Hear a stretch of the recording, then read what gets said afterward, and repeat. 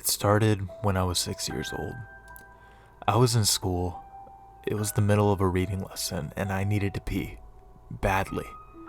At that age, actually, a fair few kids still wet themselves, and I always got paranoid about embarrassing myself in public like that. I stuck my hand up and told Mrs. Zebby that I need to use the restroom. After the usual speech about how I should have gone during break, she gave me the key to the disabled access toilet. It was the closest one to the classroom. It was the middle of fifth period, and the corridors were empty and seemed cavernous to me.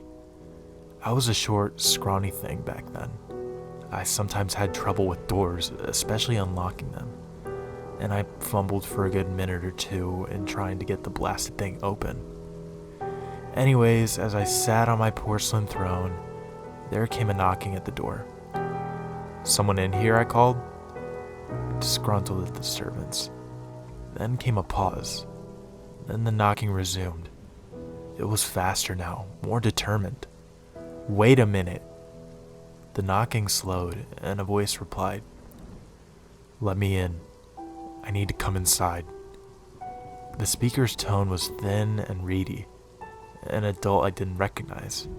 I may have been 6, but I also had a fairly good understanding of bathroom etiquette.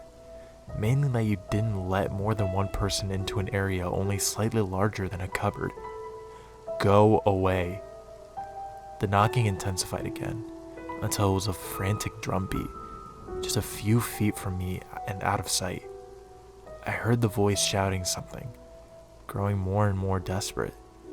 "Let me in, just open the door, please." I was terrified by that point. The hammering and yelling was so loud, and yet nobody had come to investigate it. Eventually, my teacher came to find me, angry because I had been gone almost half an hour. When I refused to open the door to let her in, she got a spare key from the receptionist and then took me to the headmaster's office and called my parents. I was suspended for the rest of the week. I never told anyone what happened. It was a few weeks before my next encounter with this phenomenon. I had just celebrated my 7th birthday, and my family was having a barbecue in honor.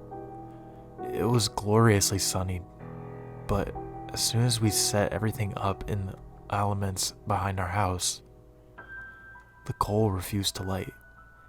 My dad asked me to go and get some fire starters from the shed in the front garden. It was pretty cramped inside, and I wouldn't fit all the way. So I just opened it up, stood on tiptoes to reach a shelf, holding my objective, then shut the door. As I turned away, a frantic knocking hit the other side of the door. "Open up, I need to come through." This voice was not the one I had heard the month before. It was deeper, more brooding and angry. I said nothing and hurried away. I had no idea what was happening, but it frightened me. As I walked away, there came a final thump, like a fist being slammed against the wood, and I heard his voice again. "You little bastard, I'll rip your fucking teeth out, let me through." I ran back to my party and spent the rest of the day glancing over my shoulder. As you might have guessed by now, there were a lot of these voices. I counted at least 30. Every month or so, I used to get them, pleading to be let through doors almost always. It would be immediately after I shut the door behind me, as though these strange entities had been following me. I never told anyone, but to be honest, I kinda just got used to it. It always made me jump, and some of these voices would make me feel uneasy. But I knew that I was safe, so long as I did not open the door. Some of these voices I got used to the extent that I even named them. There was one which always used to appear at my front door, at home. We have frosted glass, and I could see a silhouette of an average-sized man wearing a cap of some kind. He never spoke, but occasionally would push envelopes containing blank pieces of paper through the letterbox. I called him the postman. He was one of the more unsettling ones.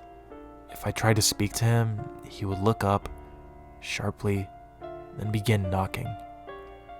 I generally left the postman alone.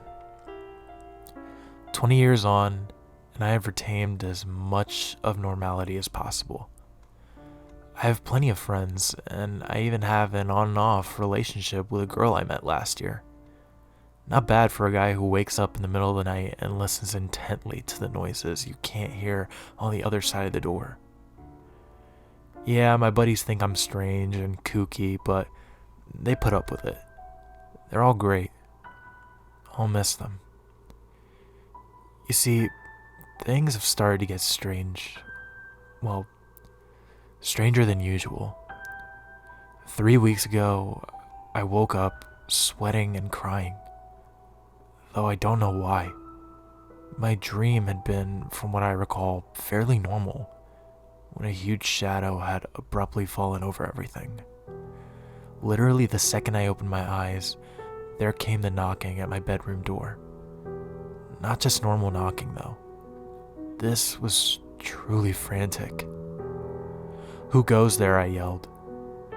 "Please, help us," it replied. I was surprised. It was the sadistic, angry voice that I remembered from my father's shed on my 7th birthday. But it seemed genuinely sincere.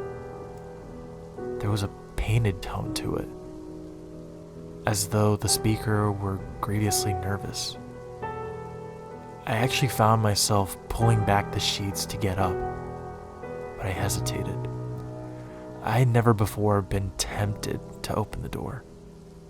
I suppose as a child, I had so rigorously drummed into my head the idea that whatever lay beyond was evil, that it was just common sense.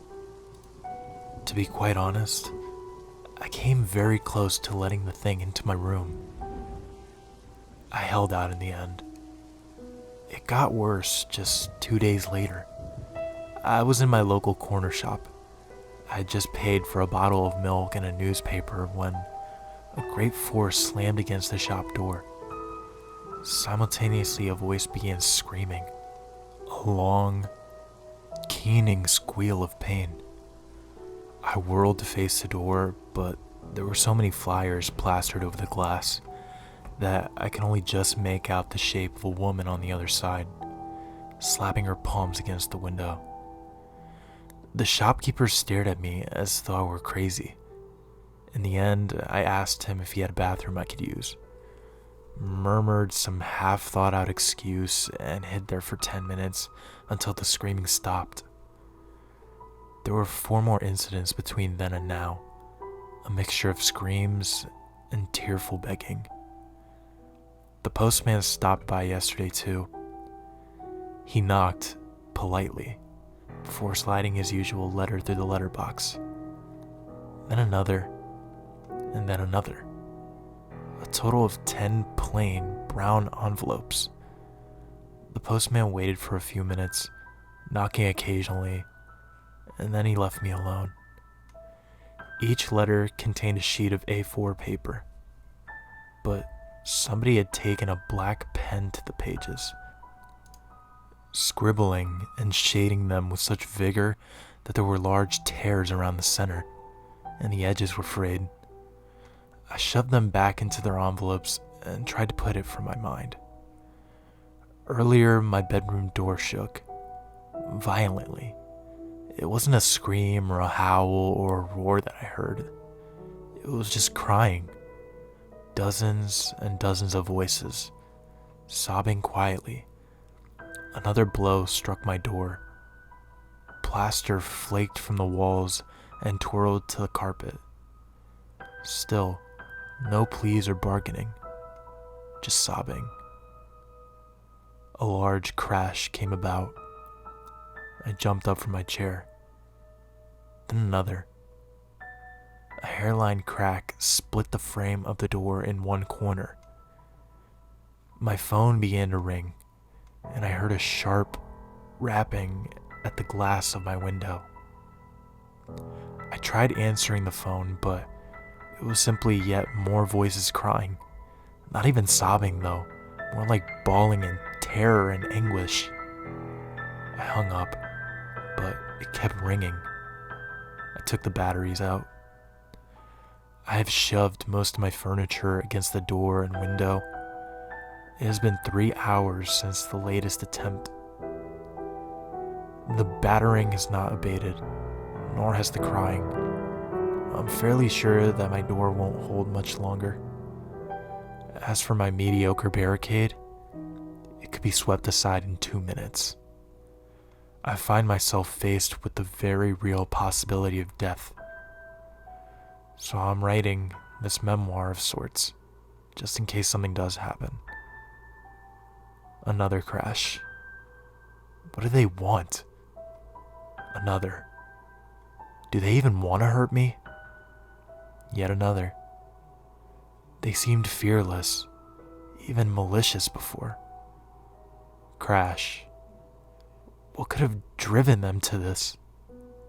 Yet another crash. Maybe I should open the door. One more crash. Maybe I should just let them in. Silence fell. I realized that even the crying had ceased. For a whole minute, I sat there.